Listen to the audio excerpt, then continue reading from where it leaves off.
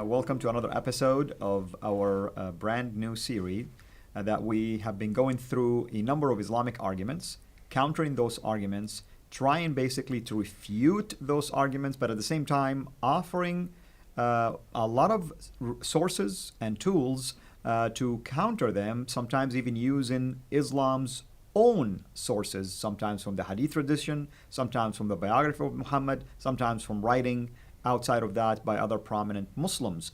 We cover things like the claim the Quran is preserved, for instance. We will be covering things related to the rapid growth of Islam. But today we are going to focus on a specific argument that has to do with basically the idea that Muhammad, the Prophet of Islam, performed miracles, which I can tell you right now as a former Muslim who studied the Quran, usually the Quran is considered to be the only miracle for Muhammad. But with me here today to address this particular argument that is extremely interesting is Dr. David Woods, who's been with me throughout these series. David, welcome. Well, I've debated many Muslims on whether Muhammad is a prophet, and it's interesting, over and over again, Muslims keep bringing up the claim that Muhammad performed miracles. And this is to show Jews and Christians that Muhammad is in the same line of prophets that we find in the Bible. So if we go to the Old Testament, we find prophets like Moses performing miracles, like parting the Red Sea.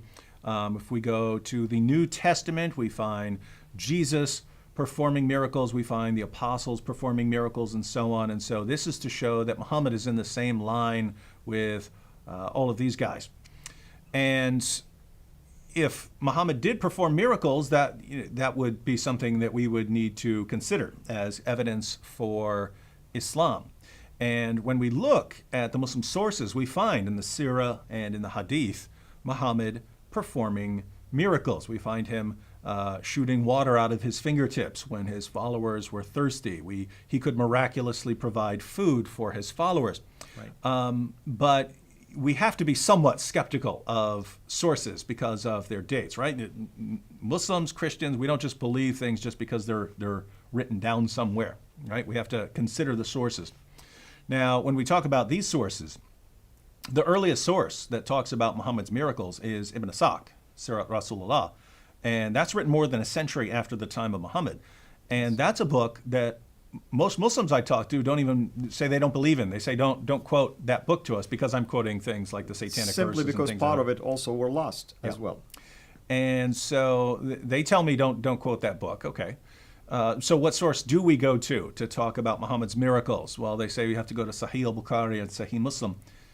But these were written 2 centuries after the time of Muhammad. So you're talking about 2 centuries to invent things. And we know that Muslims had very good reasons to invent stories. They're going around, they're interacting with Jews and Christians, and over and over and over again, Jews and Christians were asking the Muslims, what miracles did your prophet perform? Correct.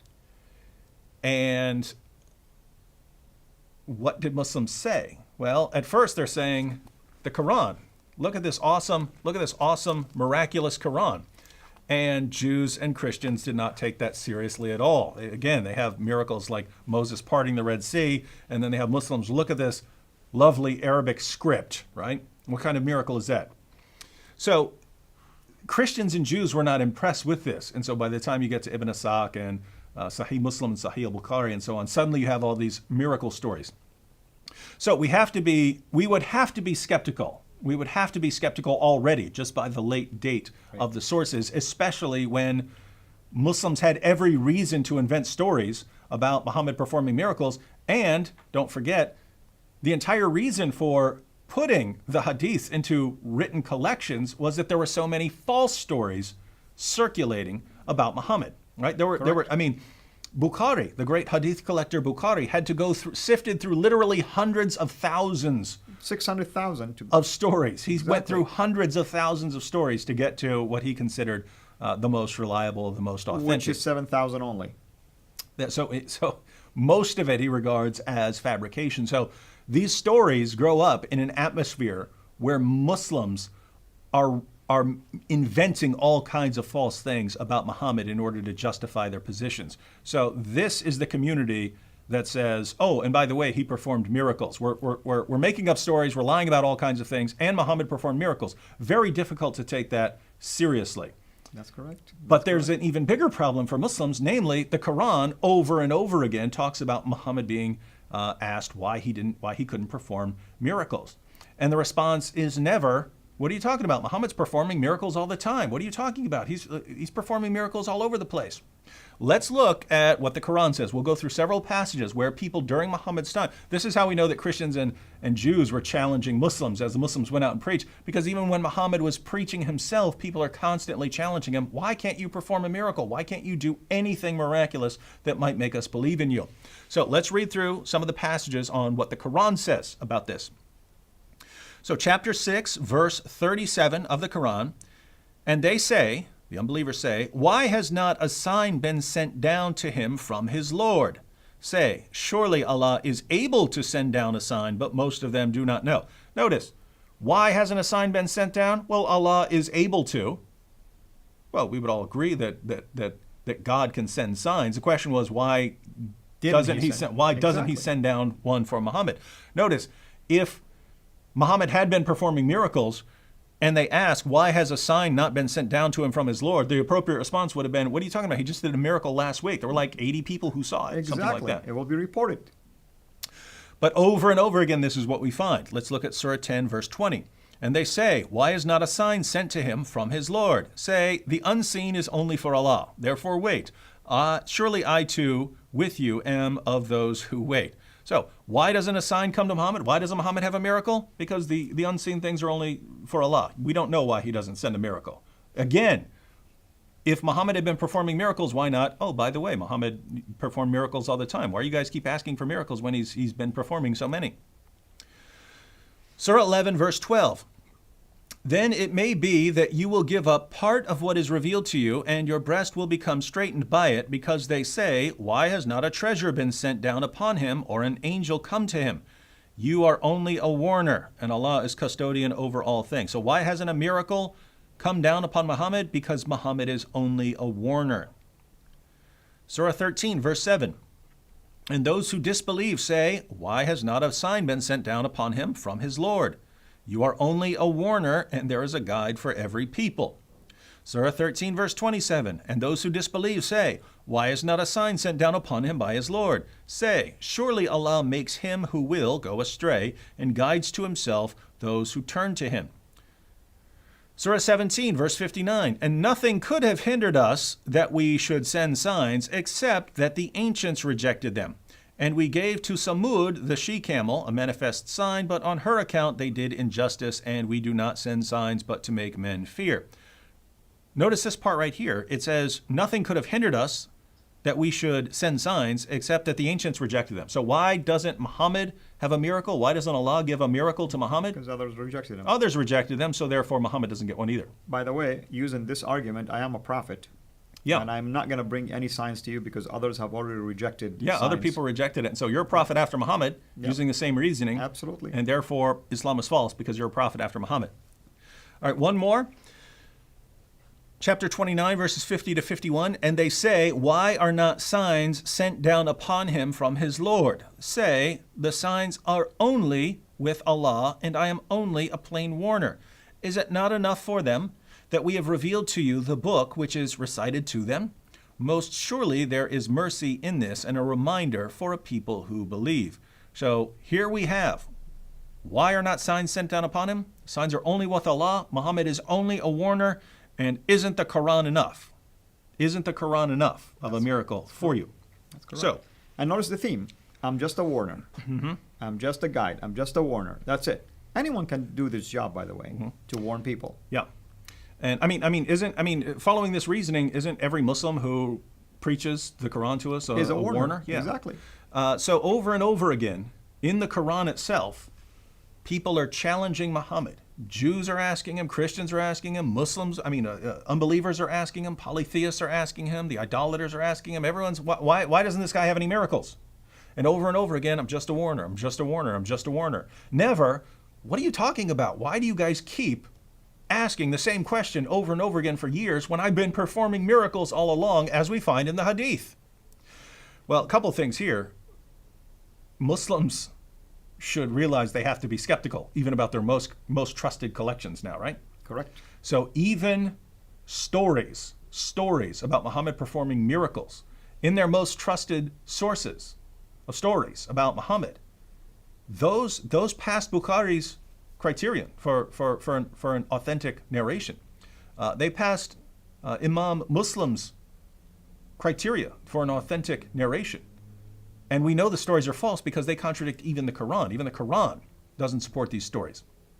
That means your most trusted stories are in doubt. Even those were the best of the best, right? They go through hundreds of thousands to get down to the best, and even the most reliable can't be seriously trusted. So, Muhammad couldn't perform miracles, and this is the only one. And the reasons for Allah not giving another miracle apart from the Quran is that other people had rejected them. Absolutely, brother. And it's really baffling to me that Muslims will even want to argue about miracles using the hadith. Why not the Quran? Mm-hmm. The Quran was around the time of Muhammad.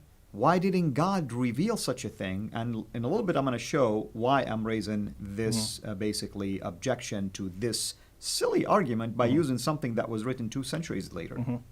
And so Muslims, by the way, do try to take that approach. They try to argue that there are miracles in the Quran, but they're only interpreting these as miracles because they're interpreting them in the light of these later sources and not of what the Quran actually says. So we'll look at the 2 examples they have. Muslims have 2 examples that they pull from the Quran to show that Muhammad did perform miracles according to the Quran. Now there's an obvious problem here. If in these verses Muhammad is performing a miracle, then that would be yet another example of a contradiction in the Quran, because all these other verses deny that Muhammad could perform miracles, and the Quran is his miracle. That's correct.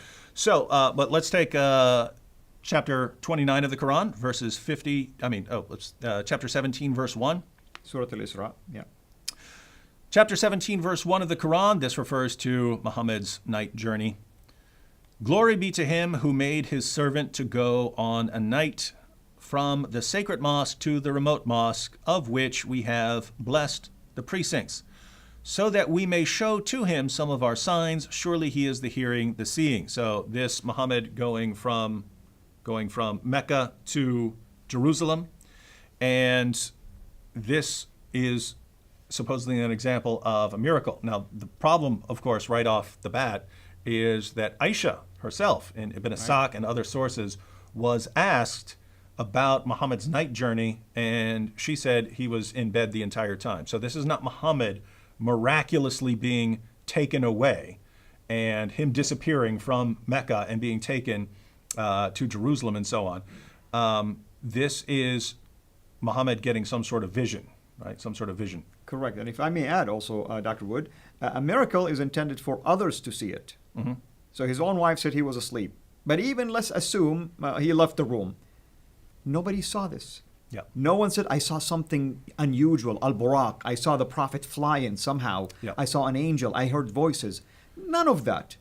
And that's by itself is a problem. Number 2, we know historically that the Far Mosque, the Dome of the Rock, wasn't built until 691. So this very verse is problematic anyway in terms of proving that the Quran was tampered with later. Mm-hmm. And so you hit the nail right on the head there. It makes no sense for someone to say, "Hey, I was taken on a journey." No one saw it, but I was. Trust me on this one. I was taken on a journey. So best case scenario, you could say, "Well, the Quran says it, but no one sees it," and so it's basically Muhammad saying that he went on a journey. And oh, by the way, it's just some sort of vision. So this would be like me saying, "Hey, I had a dream," or something like this.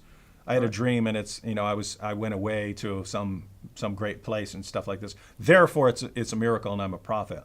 No, we're asking, why don't we find miracles that could be confirmed? So notice, this just fits in with everything else. It's Muhammad is not doing any miracles that anyone can confirm. That's why they keep challenging him. And Allah says, well, people aren't going to believe it anyway, so I'm just not going to send them. And like you said, Dr. Wood, this is a vision.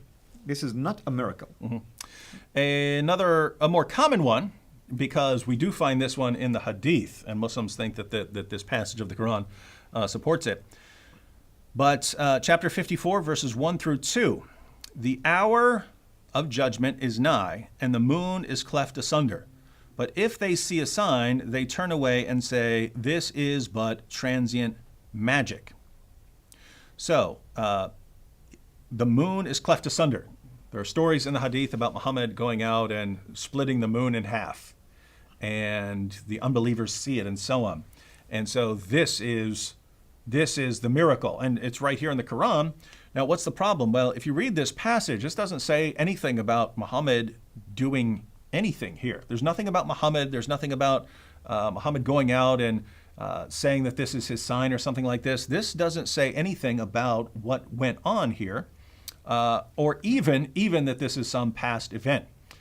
And so you can only conclude that this is talking about Muhammad miraculously doing anything by reading the Hadith and saying, oh, what the Hadith talk about here, this is referring back to this, rather than that story in the Hadith evolving out of this passage of the Quran. And even in Muslim commentaries, we find that there are multiple interpretations of this verse which don't involve Muhammad doing anything miraculous. So this is Yusuf Ali's Quran, right? And he adds three interpretations of here. He says that maybe they're all true, and he does believe that this refers to Muhammad miraculously splitting the moon. But he notes three explanations are given, and perhaps all three apply here. One, that the moon once appeared cleft asunder in the valley of Mecca within sight of the Prophet, his companions, and some unbelievers. Two, that the prophetic past tense indicates the future, the cleaving asunder of the moon being a sign of the judgment approaching. That's actually what it sounds like to me, that it's referring to a future event. Notice the hour. Apocalyptic event, exactly. Yeah, the hour is near and the moon is cleft asunder, Exactly. right? So he acknowledges that is, so the prophetic past tense indicates the future, the cleaving asunder of the moon being a sign of the judgment approaching. And three, that the phrase is metaphorical, meaning that the matter has become clear as the moon. Now, he believes, based on people, if they see a sign, they turn away and say, this is but transient magic. So the unbelievers are denying the miracle. But notice it says if they see a sign. If they see a sign, that fits in perfectly with the other passages of the Quran. There's people in the past didn't believe in it, so even if I showed you a sign, you're not going to believe it, and so on. So even if this were talking about Muhammad's time, it would be saying if they did see a miracle, they would still turn away. But as far as this sort of language here, you even find it in other passages of the Quran. So I'll start off reading the beginning of Surah 75 here. Allah says, I do call to witness the resurrection day, and I do call to witness the self-reproaching spirit. Does man think that we cannot assemble his bones? Nay, we are able to put together in perfect order the very tips of his fingers. But man wishes to do wrong even in the time in front of him. He questions when is the day of resurrection. At length, when the sight is dazed, and the moon is buried in darkness, and the sun and moon are joined together, that day will man say, where is the refuge? Notice this, the moon is buried in darkness, the sun and moon are joined together. The Quran uses this kind of language over and over again. So when it's talking about the moon being cleft asunder, and it says that this is a sign of the approaching judgment and so on, the judgment is near, it sounds like that's referring to apocalypse, not something that's happening during the time of Muhammad to confirm his prophethood. But I mean, at the end of the day, there's not one word about Muhammad doing anything. That's correct. Best case scenario for Muslims, according to the passage, you'd say people saw some event and didn't take heed about what they should believe about God and didn't take heed that the judgment is near or something like that. Nothing about anything happening here that would confirm Muhammad as a prophet. So when we read the Quran from beginning to end, there isn't one single word about Muhammad performing a miracle or Muhammad having anything to do with a miracle apart from the Quran. And we find over and over and over again, like a beating drum, Muhammad not being able to perform miracles and people constantly asking him why he couldn't perform miracles, and the Quran making excuses, making all kinds of excuses for why Muhammad didn't perform miracles. And so, if Muslims are basing their belief in Muhammad based on the idea that he performed these miracles that we find in the Hadiths, well, you really should read the Quran, Muslims, because Muhammad didn't do any of that according to the Quran. And I want to add to what you just mentioned, and thank you for all this detailed reference to Quranic verses. It's interesting because when it came to Muhammad, the Quran keeps insisting that he's just a warner. Yet the same Quran actually mentioned miracles that Moses did, Jesus did. Let me just give you a funny example. You and I know that Muslims are quick to rush to Deuteronomy 18:18 and say, only Muhammad is a prophet like Moses. Yep. Well, here is the Quran's own admission that he is not. Very In different. chapter 28, verse 48, this is what it says. Yet when the truth come to them from ourselves, they said, why has he not been given the like of that Moses was given? Which is what? Signs. But did they not disbelieve also in what Moses was given aforetime? In other words, just because the others rejected Moses' sign, I'm not going to give you any. This would have been a perfect opportunity for Muhammad to show that he is indeed a prophet like Moses. What about our Lord Jesus Christ? Even the Quran acknowledged that Jesus himself and his mother, both of them were a sign.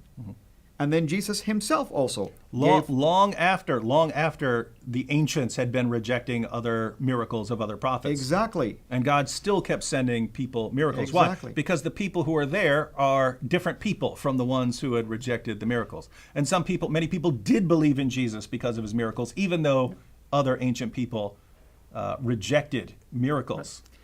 And I'm going to play the devil's advocate here. I'm going to pretend now I am this Muslim that heard you make this argument. I say, well, God usually sends prophets to specific times, and therefore the prophet will use miracles that are only applicable to their time. And Yep. Muhammad used the Quran because poems and basically, the linguistic, style of the Quran would have been the perfect counter effect for that. And you're not just making this up. We hear this from Muslims, right? Yeah, we hear this from Muslims. That's the miracle of the time. Well, guess what? If that's the miracle of the time, why do we read over and over again in the Quran people saying, why doesn't he have a sign? Why doesn't he have a sign? Why doesn't he give a miracle? Why Exactly. doesn't he give a miracle? This shows that the unbelievers, whether Jews or Christians or polytheists, didn't view this as a miracle. And in fact, when we look at the Muslim sources, we find many of them ridiculing this idea that Muhammad's revelations are what confirm that he's a prophet.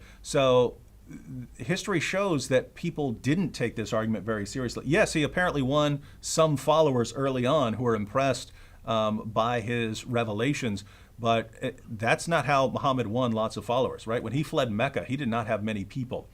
It was only later on when his message changed to, join me, fight the unbelievers. If you die in battle, you go to paradise and get your virgins. If you survive, then you split up the war booty. We'll divide up the female slaves and all their property and so on. That's when Muhammad started winning tons of followers. So as far as the people of his time, very few people found this argument impressive. Exactly. Well, thank you, brother, as always. We appreciate your efforts. Can you give our audience just a hint of the next argument that we'll be addressing? Well, you mentioned earlier on the argument from Rapid Growth. So next time we could go over the argument that Islam must be true because it's growing so rapidly. Islam's the fastest spreading religion, so it must be the truth. Wonderful. Well, hopefully everyone is enjoying this series. And as I always say, I pray that if you are a Muslim who is watching this, that you would go and examine these sources that we've given you, all the references from the Quran and other sources like the Hadith or the biography of Muhammad, and also the Bible as well. But if you are someone who is ministering among Muslims, we pray that this also will be a useful tool in your hand. Until we meet again, have a blessed day.